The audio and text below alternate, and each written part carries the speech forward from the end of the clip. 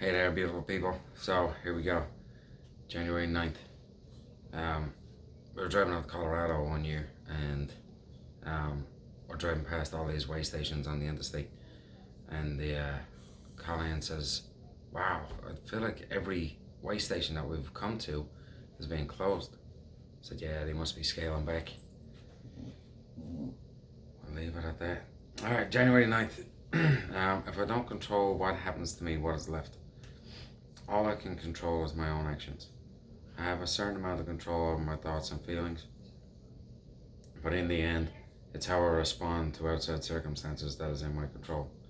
How I control that response is by looking at myself and what my defaults are. By mere awareness of my defaults gives them less power. And then the evening reflection. My first thought is typically how I was raised. My second thought is my own. Being aware of these thoughts and feelings allows me to watch the watcher, to observe how I respond to life. If I can repeat a positive response more often than not, the end of suffering can be a very real goal. So there it is. It's all about just controlling my own actions. The watching the watcher. This was a difficult concept for me to understand at the beginning, and I tried to explain it to the kids a little bit. But the watching the watcher is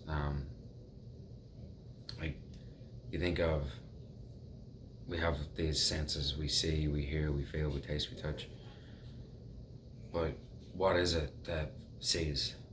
Like, our eyes see, but what is it behind the eyes that sees? And what is it behind the ears that listens?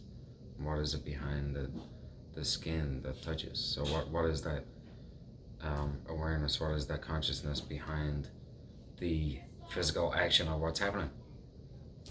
So that's what I'm talking about here, is me observing how I respond to life and what I do with that.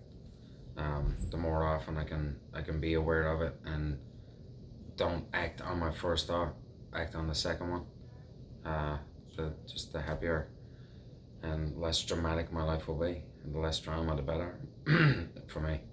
So there it is, January 9th.